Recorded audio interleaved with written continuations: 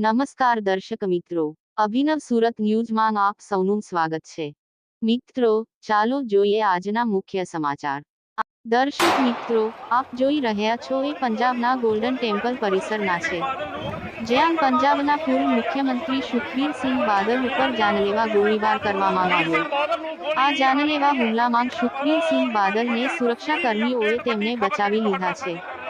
Bureau report અભિનવ Surat news. Editor प्रकाश Patel, reporter Jignesh Prajapati अने भाविन तमाकुवाला।